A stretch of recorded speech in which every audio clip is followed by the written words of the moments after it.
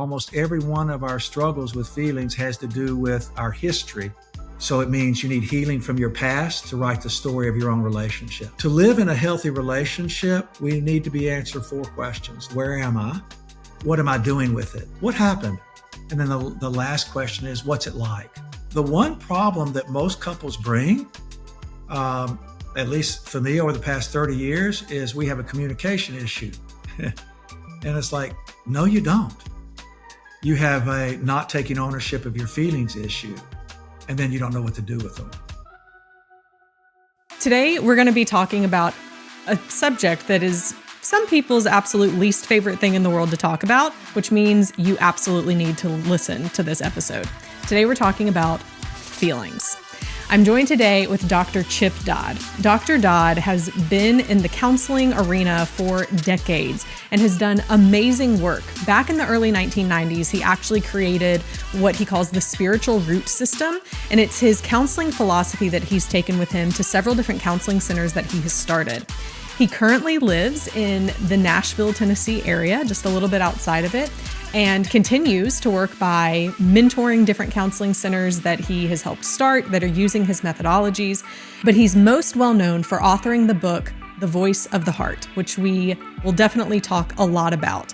In this episode, we get into why people aren't aware of the feelings that they feel, what it means to actually feel your feelings and to take personal responsibility for them instead of trying to make someone else take responsibility for them, and many more things. Let's dive into today's episode.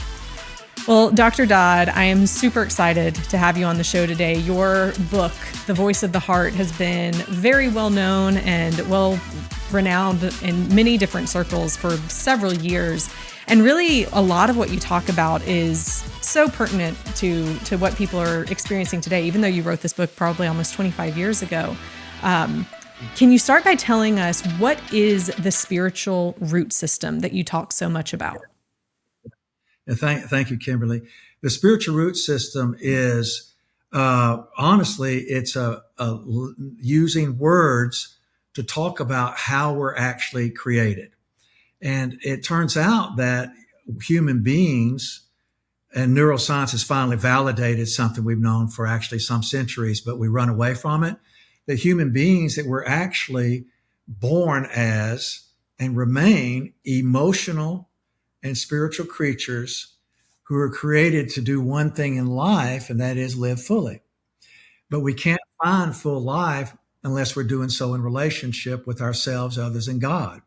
Well, it turns out that relationship, more than it's rooted in the mind, the brain, relationship is actually rooted in the heart. It's a matter of the heart. And neuroscience says that you literally come out of the womb looking for who's looking for you. The Bible says that guard your heart or attend to your heart with great diligence, because out of it flow all the issues of life. And so the spiritual root system is a description of how we're really made emotionally and spiritually. So it starts with that the heart is made up of 5 characteristics: what we feel, what we need, what we desire, what we long for, and what we hope. And each of those has a discerned definition. And so everything we do in life, we feel things before we think things even. And then neuroscience has backed that up. So we're feeling creatures. And unless we know our feelings, we won't know our needs, we won't know our desire, our longings, or our hope, because it's the doorway into us. And so we're feeling creatures who have developed the ability to think. We're not thinking creatures who have to just simply deal with feelings. So it turns out that everything we do starts with what we feel rather than our thinking having command of us. The truth is our feelings have more influence over us than our thinking. So we really need to attend to those things. So the spiritual root system is a foundational belief system out of which grow a lot of therapeutic theories, a lot of therapeutic techniques, and so on. So we're feeling creatures. And unless you know your feelings, it's going to be hard to live in fully in relationship. Yeah. It's so funny. We were having this conversation just this morning in the office. There were a couple of guys who had come in and were talking about how it wasn't really till they were in their late 30s that they even started thinking about the question or how to answer the question, how are you feeling, with something other than fine or okay. And so Yes. I'm wondering what you've seen in your years of practice of, do people, like, what things happen in life that people disconnect from their feelings, that they aren't able to state what their feelings are, and how can someone move towards being able to Yeah. enunciate that? Yeah, that's a great question. It was funny when the Voice of the Heart, the book came out. I'd already been working with it for some years before I actually wrote the book. But when the book came out, basically, I remember telling Sonia, who I'm married to, I said, this is going to be big. This is going to be, I mean, this has transformed me because the only answer I knew to what are you feeling is okay or fine. And so when I got this recognition, this, oh my goodness, I'm awake. I'm awake. I'm alive. I'm like living. It's painful, but it's worth it. And when the book came out, I told Sonia it's going to be great. And then a year later, I'm like, all I hear are crickets. It's like a comedian's on stage outdoors that lays out his jokes and nobody laughs but the crickets. You can hear them in the background, like, oh my. And I remember telling her, I said, Sonia, I thought it was going to be big, that we would have people awakening and, a big transformation. And she said, look, you know what? You were called to just write the book because it's yours. You benefited. So leave it alone. Let it happen. 15 years later, 15 years later, it lives on the top 100, really the top 10 of best religious counseling books, best Christian counseling books in the world. It's I mean, amazing. it's almost like I wrote it ahead of our Yeah. time. Neuroscience follows up about 12 years ago with we're born looking for is looking for us. We're relational creatures. And then, honestly, I started a treatment center using the book, and I was mostly treating men. Men began to do that which they were born to do, return to how they're made, so that others around them could benefit: wives, children, family, friends, others. And so we've been trained over time, men and women, society. We've all been trained to reject what we feel because feelings make us vulnerable. Feelings make us known. Feelings make us in need. And so there are three things that have really been very powerful to block feelings, and in men and women. Number one is ignorance. I mean, we've been trained to ignore, and we're living in societies, cultures, and families that have labeled feelings as non-essentials. So just ignore them. That's water under the bridge. Forget about it. And then two is denial. If you want to belong and matter in your family, then we don't see what's happening. We don't feel because there's a problem in the family. We don't want it exposed because then we have to have feelings once we expose it. So maintaining the status quo or denial. And then the most tragic form is out and out trauma. In other words, and trauma is experiencing something and having to hide the feelings because the feelings don't matter. And trauma occurs when you have nowhere to go with the pain you've experienced. Because if a person can experience a great, let's say, trauma down the street, and then if you have a home to go to and you come back home and you share the impact of what happened, the story, what's going to happen inevitably is you're going to have feelings related to the story. And then someone will join you in your story, and can have healing because we're made for relationship. That which is inside me meets someone outside me who can care about what's inside me. We have relational bonding and healing. And so trauma blocks feelings because they have to freeze. Denial blocks feelings so that I won't belong and matter if I have them. And ignorance blocks feelings. We don't even know they're there. I mean, the culture itself just practices a life that's shallow, generally empty, and yet it works. So those three things tend to be very powerful things. And then well, I'll stop with that. But those three things tend to be the most powerful. And see, the need to belong and matter are the two most powerful needs that a human being has. They're two primary needs. They are equivalent to the heart as food is to the body. So, I mean, they're that powerful. I cannot stress this enough. People will do anything to belong and matter. So we're going to belong and matter one way or another. So if I belong and matter through ignorance, great. If I belong and matter through denial, great. If I belong and matter through hiding trauma or running from trauma or compensating, then great. But I'm created to belong and matter by being known from the inside out, because I'm literally made to find fulfillment through relationship. Me with me being able to articulate what's happening in me with others who can do the same, and then the God who is relational. Because ultimately, if God's not relational, I can't be in relationship with God. Yeah, we really are made for relationship. Belonging and mattering is very, very powerful.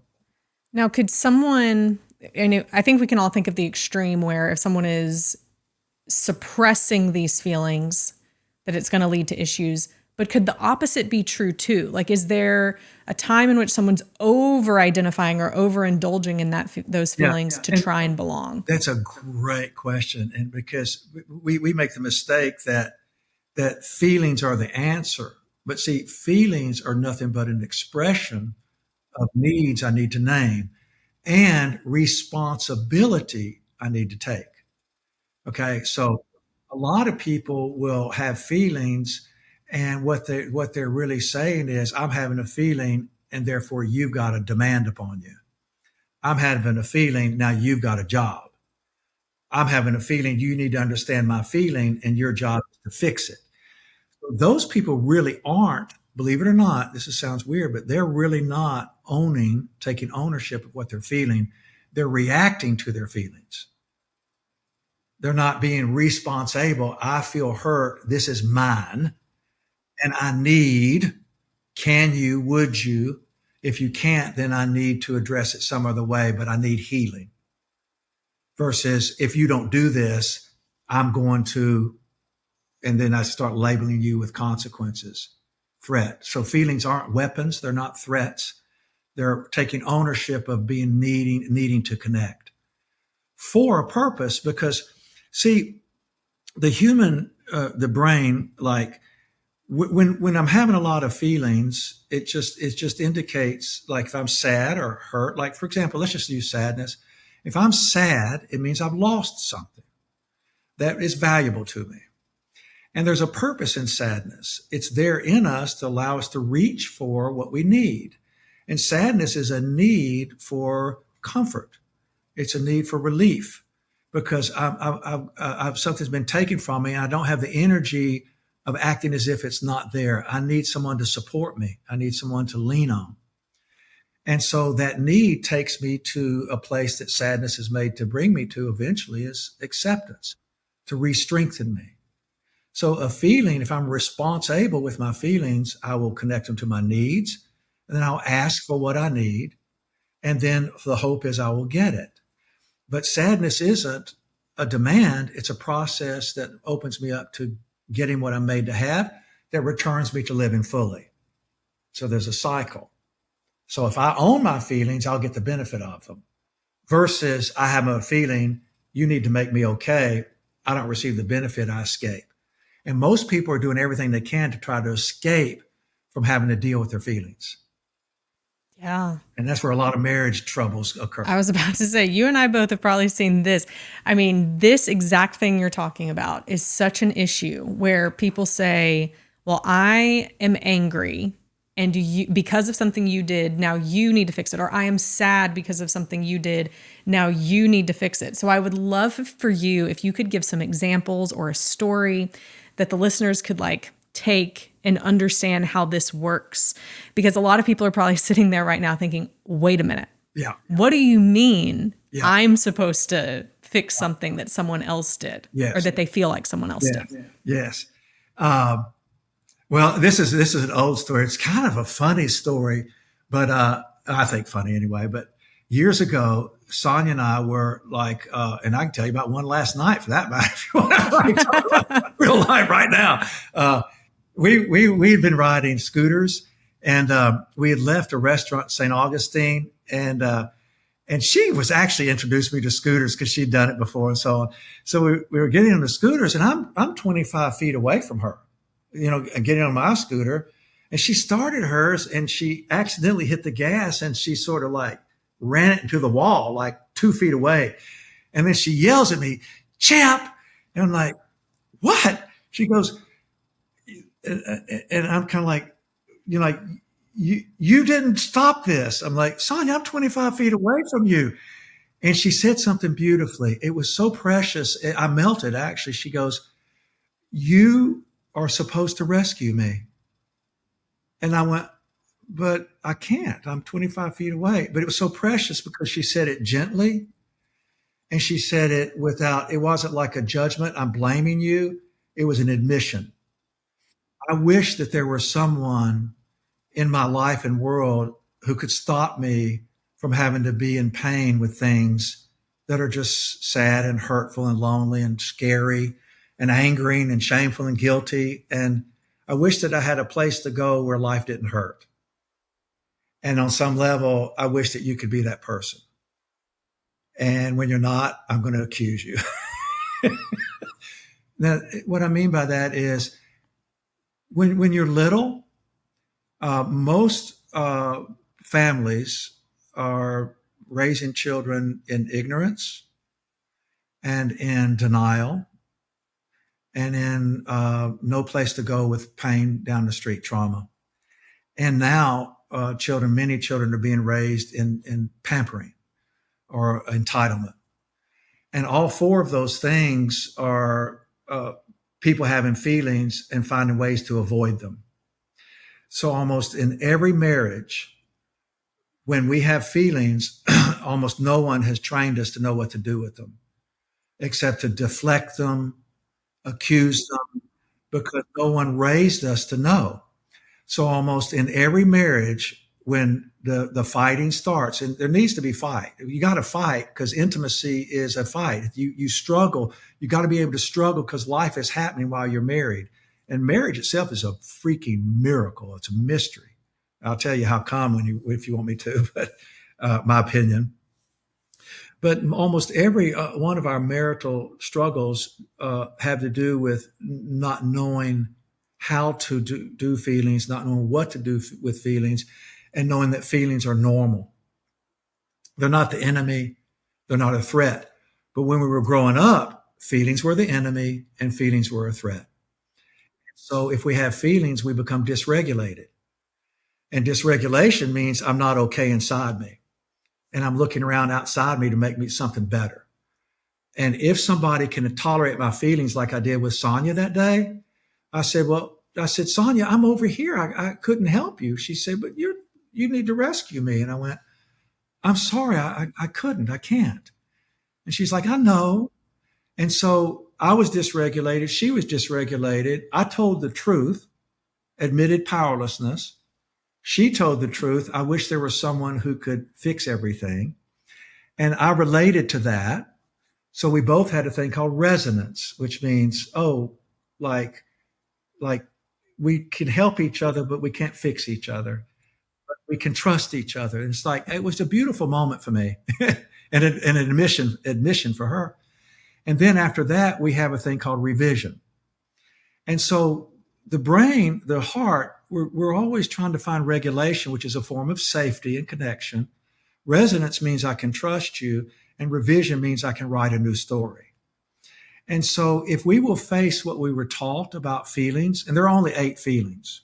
With The Voice of the Heart's a big deal book. I mean, I promise you, it's like reading about the 3 primary colors, and then you can become an artist, or the 8 musical notes, and you can become a composer.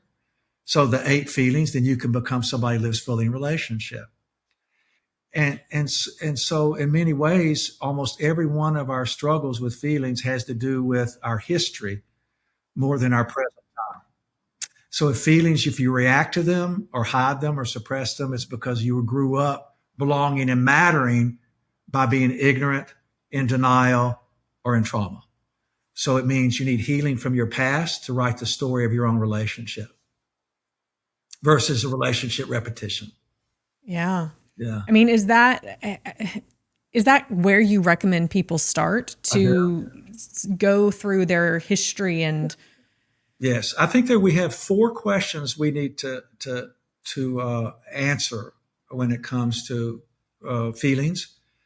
The Living with Heart podcast called "Living with Heart from Birth to Death." We start at the beginning. We go through a ton of things like this, but one of the episodes is about the four essential questions. And to live in a healthy relationship, we need to be answered four questions. Number one, I need to be able to answer, where am I? Okay. And that's a feeling response. For people out there who are Christians or biblical, the first question God ever asked in the book of Genesis, the scriptures themselves, is, where are you? And the question was from the heart of God to the heart of humanity. And the response was, I was afraid. So I hid. It was an admission of, of, of the truth of my heart. And that did not stop the relationship. It restarted the relationship. So where am I is me facing what I feel and being able to tell the truth about it. Where am I? And a lot of people don't know what they feel. So they have to go, well, what would it be like for another person? What would it be like for a child? What's it kind of like? Kind of use metaphors to describe until you finally come down to the essential ingredient. I feel fear. I feel sad. I feel hurt. I feel lonely. Because until you name what something is, you don't know what to do with it. You got to know where you are to know where you want to go. So when I feel lonely, I know I need relationship. When I feel sad, I know I need comfort. When I feel hurt, I know I need a healing. When I feel fear, I know I need help.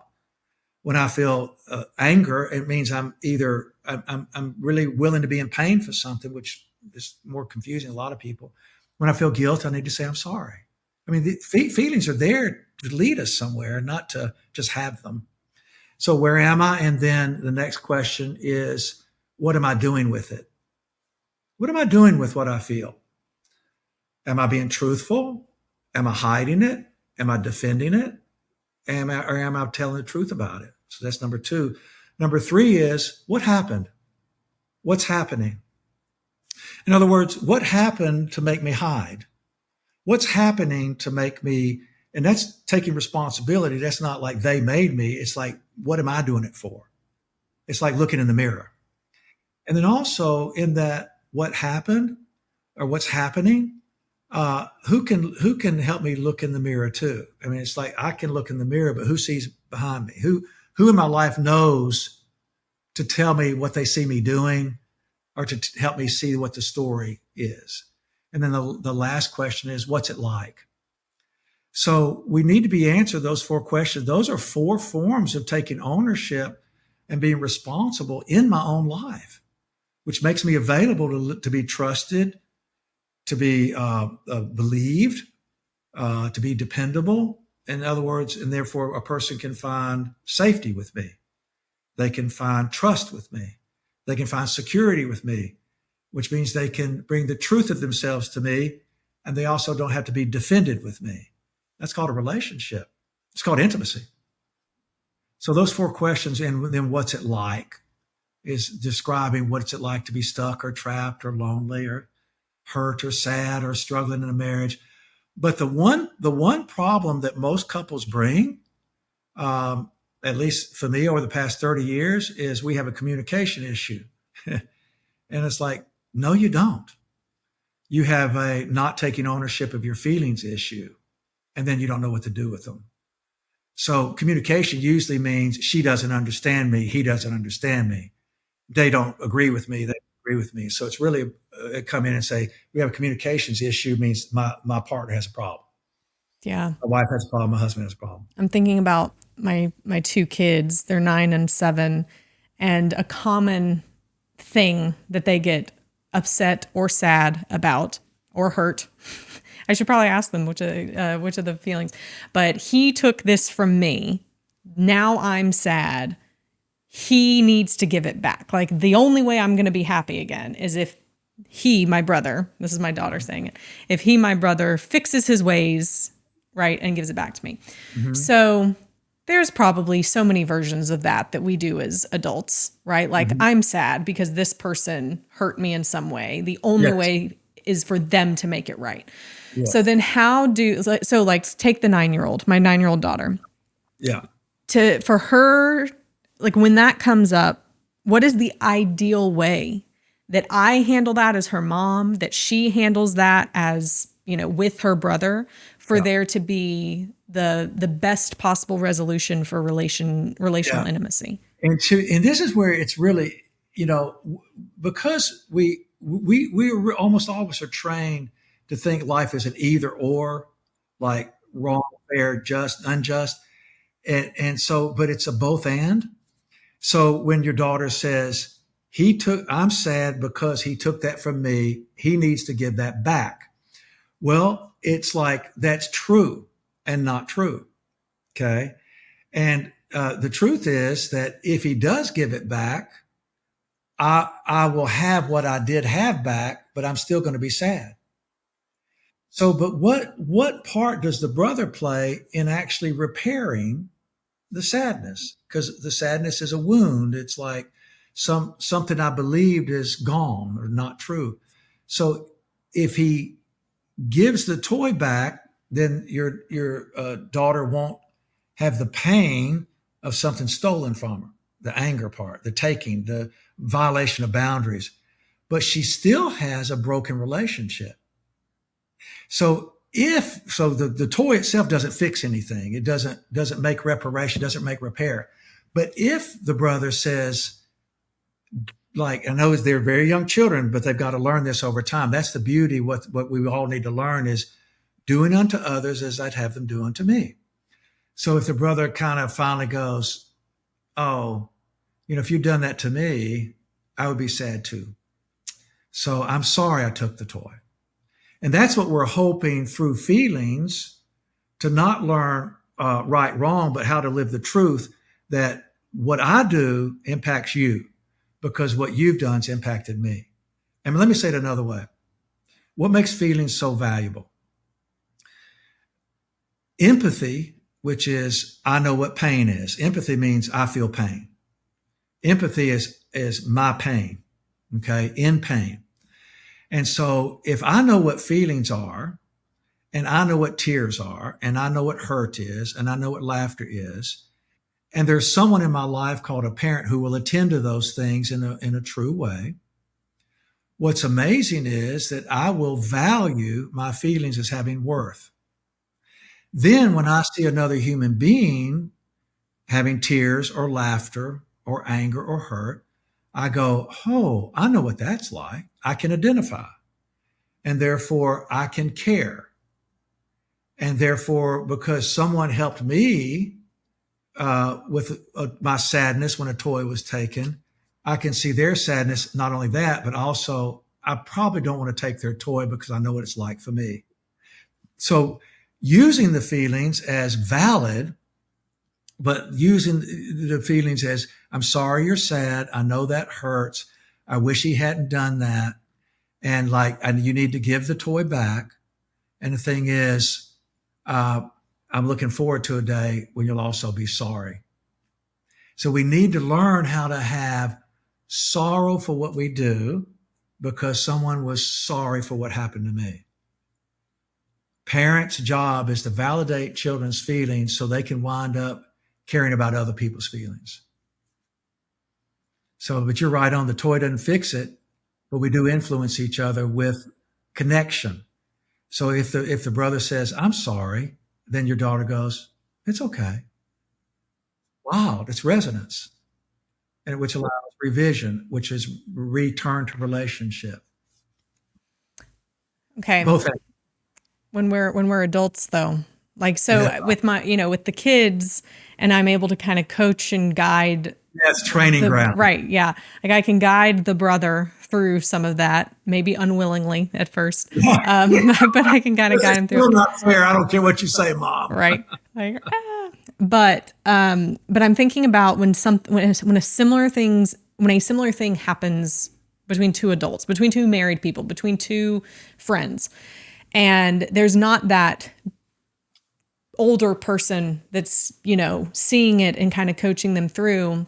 Yeah. And how often the initial person, like the daughter in this example, feels like something was taken from her, but then it is met with defensiveness. Well, you shouldn't have XYZ in the first place, right? Like this is a typical, and this is where intimacy gets hurt and begins to tear apart in relationship. So then and you can't make the other person do it. Or if you try to make the other person apologize, like that's where I'm guessing it's probably going to be, well, they didn't mean it because I basically had to like force them to do what I wanted them to do, if they would even do it, if they would even apologize.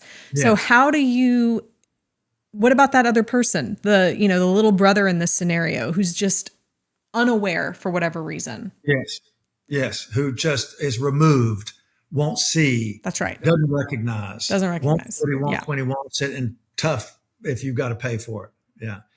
That's what I mean by the mystery of marriage. Like, listen, think about this. People, you've been married for how long?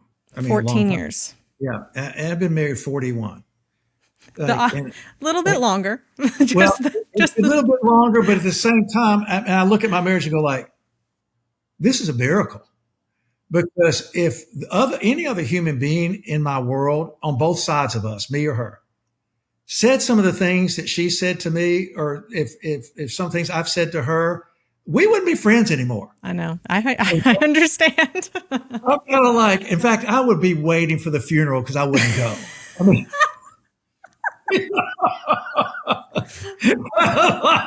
it's so true. That's a fully vibrant relationship. And that's how come covenant is such a big deal. Like, we better put a tight circle around this thing because this is this always work. So we have to face that it's work because you got two humans attempting to do something that humans aren't really, really good at doing. It's just tough, which means dealing with pain, dealing with sorrow, dealing with loss. And it's through being able to relate to the other person, because I am the other person, that's how we stay together. And the tragedy is that so many people will create detente instead of just real community. Detente is like, yeah, we sleep 6 inches apart, but I don't want to know you and you don't know me. We grow resentment instead of relationship. And relationship really only occurs through this one silly thing. Have you ever been to Disney World? Mm-hmm. Okay. Have you ever ridden Small World? Mm-hmm. You have? Mm-hmm. Like it? For the first half. I know exactly. So I'm by the way, I'm 6'4", right? And so I'm getting this little boat with Sonia, and I've ridden Small World probably 15 times, or maybe 10. First time I'm like, God, this is like brainwashing. I'm not doing brainwashing. It's like, it's a small world. It's a small world. It's a small world. And then Sonia said to me, did you hear that? I'm like, yes, over and over again. It's a small world after all. She said, did you hear what they said? I said, no. There's a stanza in the song that's the meaning of the whole ride. And it says this: it's a world of laughter and a world of tears. I don't like it, the second part, but it's true. It's a world of hope and a world of fears. Then it says, there's so much that we share that it's time we're aware it's a small world after all. And then when we get to the end of the ride, everybody's dressed in a way that it's 100% identification with each other. And it turns out that the science has shown us that the DNA of the human being, we're 99.9% identical. And what that means is emotionally and spiritually, we're 99.9% identical, not just across all cultures, but up and down throughout history. The first question God ever asked of a human being thousands of years ago was the same answer we would deliver. I was afraid. I was hurt, because feelings haven't changed since we've been here. And so it's amazing that it's the recognition that when I look at you, I'm looking at me. And that's how we wind up doing regulation, the admission of, yeah, I can see that. Yeah, I would feel that. Yeah, if you'd said, yeah. But a lot of times we need some time between the rough things that are said and the response. Because when we get stuck with a knife, the tendency is going to be to defend ourselves, period. That's called instinct. It's called primitive self preservation. It's called normal. And so to break up instinct, we have to take time to return to how we're made emotionally, spiritually, to garner, re-corral love. And we do that through, okay. It's a world of laughter and a world of tears. It's a world of hope and a world of fears. I would feel the same way, or I would be hurt too, or I would be lonely. But now the person who relating also needs to hear from the other person the truth. Not like you did this to me and I feel betrayed. And now no matter what, I don't know if I'll ever forgive you. That's not the truth. Those may be the facts. Those may be the experiences. That's not the truth. The truth is when you betrayed me, I felt so hurt and so lonely. I wasn't sure if my heart could ever be alive again. I have wondered and even been angry at myself for still wanting relationship with you. Now, all of a sudden, that's the truth because it's the heart being expressed using the language of the heart versus the language of what the other person did. It's the language of my experience of what the other person did. That's powerful. Like you're supposed to rescue me, or your son learning to say, I'm sorry, or it's me going, yeah. And then what's amazing is the heart is extremely elastic. Our brains aren't. I know with neuroplasticity, but the heart is pain tolerant. That's how come relationships are a matter of the heart more than they're a matter of the mind. But the heart can tolerate pain because it's our hearts that can relate to each other if we'll be truthful. But we've got to cling to it's a world of laughter, a world of tears, a world of hope, and a world of fears. But will we share? Will we share? Because there's so much that we share that it's time we're aware it's a small world after all, like, okay, I got this. And it all occurs through the admission of feelings and then another person being able to relate to the experience of those feelings.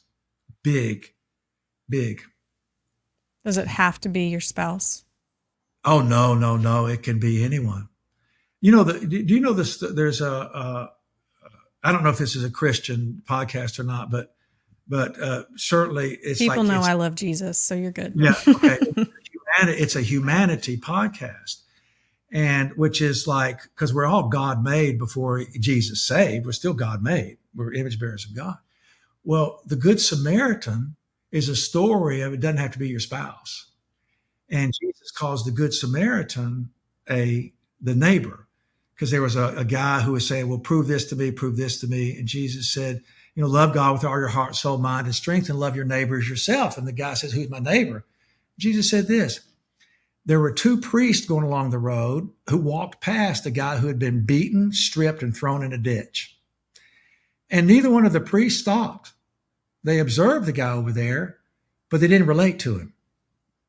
And then it says a good Samaritan came along the road. Now, a Samaritan is a person who knows he can't get away from the pain of life, because a Samaritan is a person who's rejected. They come into life saying, hey, you need to know you from the poor side. And it doesn't matter what kind of clothes you wear, you from the poor side, and it's going to stay poor. It's because you're just trash and you need to you get used to it. And it turns out it's called a Good Samaritan. And it means that somebody found that kid as a young person and said, you've been told one thing, but I'm telling you another. You're worth whatever it takes. And I'm staying here until you wake up to that. And then you go give this away. So this Good Samaritan got parented, truly parented. And he went and became productive, successful.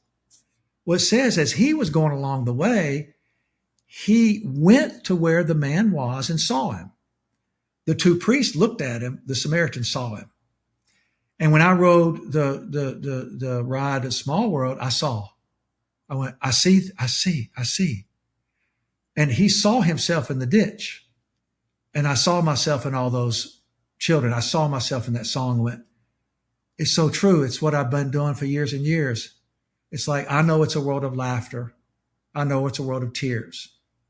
I know it's a world of hope. I know it's a world of fears.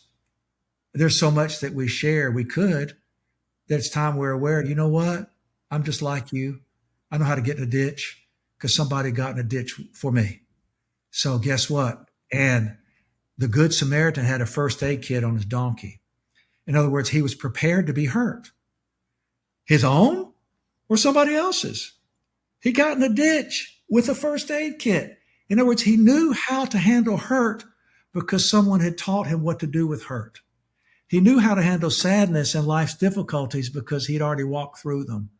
In other words, he was experienced at caring for others because he knew how to care for himself because someone had found him valuable. So this possibility goes way outside marriage into friendship, neighborhoods, community groups.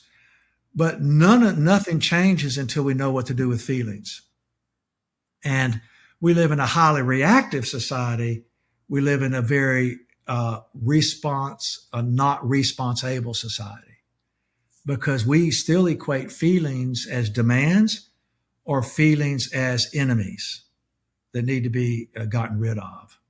And that's how come, Kimberly, that's how come addiction is so prevalent. Because addiction is what we do to make our feelings go away. And we live in a society that is overloaded with what we ignore: addiction, cosmetic addiction, power addiction, money addiction, exercise addiction, control addiction.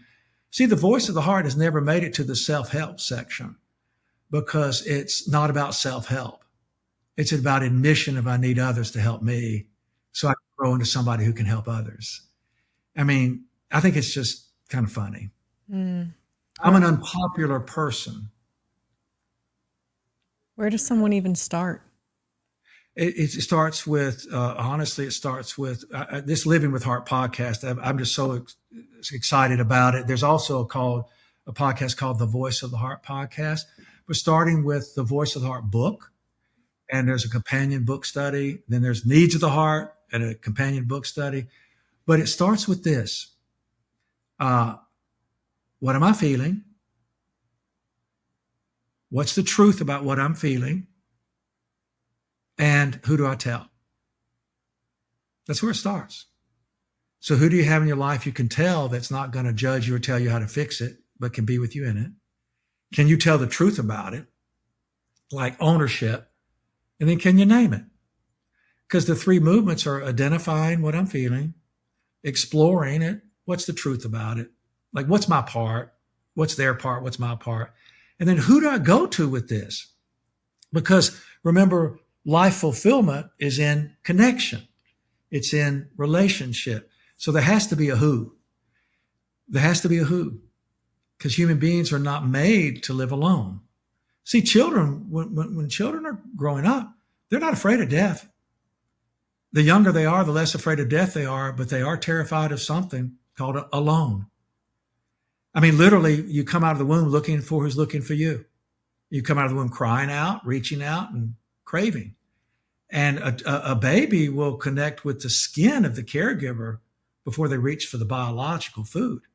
So, I mean, literally, it's that powerful. There has to be a who, because we're made for relationship. But we're made to be responsible in it with others who can do the same. What about the person listening who's thinking, I don't know that I have a who. I don't know that I have someone I feel safe to tell who's not going to try and fix me. Yeah. That has to be a really lonely place to be. Yes, it is. And you know what? I put out a post on Instagram, one on sadness, one on fear, one on hurt. And, I barely get a peep, right? I put out one on loneliness and it hit 6,000 responses in 2 days. Like, wow. And, you've seen the research like 2014, who do you go to? And at one time it was three, about 2014 it's none. What's amazing is we live in the era, finally, of feelings, the heart. And yet, because we're not doing feelings truthfully and vulnerably and responsibly, we're living the loneliest time we've ever lived in. Because we have about 50,000 different ways of not being vulnerable. And honestly, technology is throwing us there. I mean, we can invent a world now through AI and distraction with our phones. We can invent a world and it passes the time of life pretty quickly. That becomes a who, uh, which is somebody who helps us pass time instead of live fully in it. So, but back to your real question was, but what about the who? Well, if you don't have a who, you can start with your journal, and then you can find out where other people who don't have who's go. And believe it or not, it's called adult children of alcoholism, adult children of alcoholics, and impaired families. Because if you don't have a who, something's happened to you and you didn't know what to do with it, which means it was a developmental problem. Or you've moved away from where it was healthy and you've gone to where it's unhealthy and you don't know who to connect to. And so churches that do heart are good, but the adult children of impaired families is a great place to get started with the who. That naming loneliness and not having a who is normal, but there are a lot of who's in the room who go, I get you. Just to find out that you're not alone in your loneliness, you can still be lonely, but no longer alone. And remember that the child's worst fear is aloneness. But if you can just have somebody relate to you, like, I get this, I get it. It's like something happens in us. We actually are connected, though we're still in pain. So we live in an isolated time. We do. Yeah. I didn't even know that was a group. Is it like an AA type group that you can Google and find? And it's exactly like that. It's a 12-step group. And what's funny is there's one set of 12 steps, but there are like 60, 80 different 12-step groups. And, but it's the same 12 steps. And yes, and in that group, you practice the 12 steps, but it's about emotional recovery.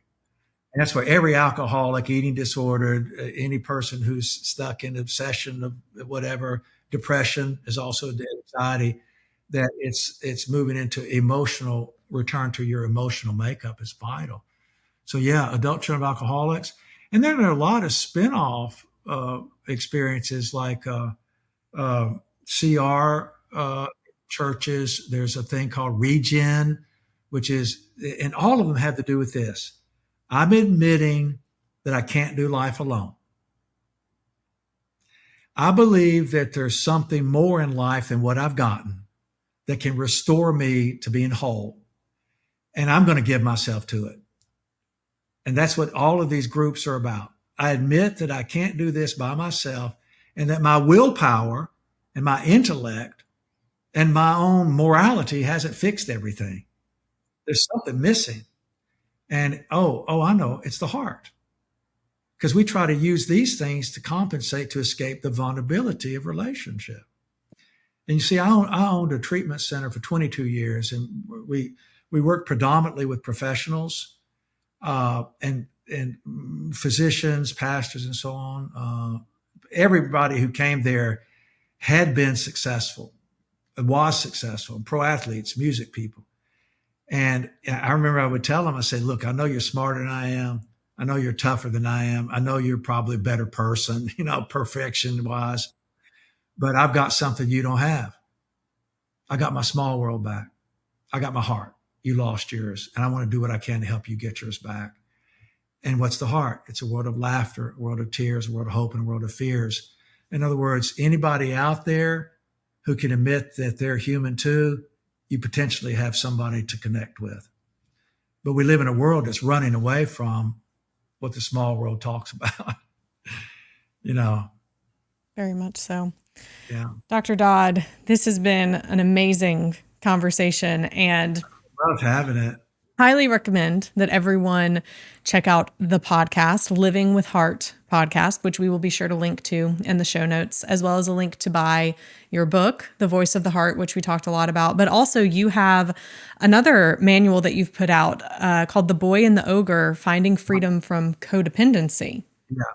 Yes. A story of freedom from codependency. And the story is actually rather short, but it's about finding out that normal isn't, and that when I return to normal, it feels like I'm doing something wrong. But it's kind of a reverse Garden of Eden story. Like I leave the world to the Garden of Eden where real life is, and it's a precious story. And then it talks about the 6 freedoms that we're born to live like and that didn't get developed. Because every human being is born with 6 freedoms that in the community need to be developed. I'm born to see what I see. I'm born to feel what I feel, the 8 feelings. I'm born to have the needs that come with the feelings. I'm literally born to talk about what's happening inside of me. I'm born to trust that someone outside of me cares about that. And then I'm born to imagine myself living fully. If I do the first 5, have the first 5, I will end up living the 6th one. And so The Boy and the Ogre is about a return to living the 6 freedoms and giving up the acceptance that comes through denying how I'm made. Absolutely incredible. I just love it. I just love it. Let's just say that it's a bad title. I've made a mistake. Who's going to pick up The Boy and the Ogre? Like whatever. And so, yeah. It's the tagline that makes it: finding freedom from codependency. Exactly. That's the big one. Yeah. That's it. We'll definitely include the link to that in the show notes as well. Thank you, Kimberly. Thank you so much for your time, Dr. Dodd. I really appreciate it. Man, there were so many great things that we discussed in today's episode. I have a page full of notes on the bio sheet that I have with Dr. Dodd. But just as a recap of all the things we talked about, there are 3 main reasons that people don't feel feelings or are not aware of the feelings that they feel. One is because of ignorance. We just don't know. The second one is denial, because we've pushed our feelings down for so long that we've stopped being able to really feel what they are. And the third one is because we had an experience where we had feelings that we needed to tell someone, but there was no one safe to tell them to. And that's what he identified or defined as trauma. Those are great guideposts to really help us understand maybe why it can be difficult for some of us to notate what we're feeling, to put our finger on some of those things, and a great place to begin starting. We didn't get into what the 8 feelings are that Dr. Dodd talks about in his book, The Voice of the Heart, but I highly recommend that you get it. You could probably also Google it. He talks about the feelings, why those feelings stem. One he talked about was sadness. When we're sad, there's a need for comfort, but ultimately it leads us to need to get to the point of acceptance. And there's something true about that for all of the feelings that we feel. Feelings are expressions of needs that I need to name and responsibility that I need to take. I know that I have been guilty, probably up until today, of having feelings and then having or wanting, expecting somebody else to change their ways in order for me to feel better. But that's actually not what we're trying to do. And I loved the way that he talked about it. When I'm looking at you, I'm looking at me. And it's a different way to think about it. We typically think of compassion or empathy as putting ourselves in someone else's shoes, but I actually like the visual that comes to my mind when I hear that phrase, when I'm mad or when I'm sad or when you're mad or when you're sad, when I can look at you and realize that I'm actually also looking at me. That's how I would feel too. It doesn't just personalize the other human that we may be in conflict with. It goes deeper. Like it allows us to realize, or at least as I'm processing it, it allows me to realize that I am more like this person and they are more like me than we are different. So how can we bridge that gap and love each other instead of what is typical in humans. And that, as he said, the instinct is to be defensive. The instinct is to find all the ways you are different than that person and all the ways that you're better than that person. That's what we try to do to protect ourselves when we are sad, hurt, angry, lonely, afraid, shamed. All of those things can lead us to disconnect from the people in our lives. But the goal and the actual beauty of it is that we can use these as the great opportunity to bridge that gap, to see ourselves in the other person, and ultimately to find more intimacy and deeper relationship. I hope you enjoyed this episode. Please share it with a friend if it's something that you found valuable. Talk about it on social media, share it on social media, and leave a review. Reviews are one of the best free ways that you can help support this show and help it reach even more people. Until next week, stay strong.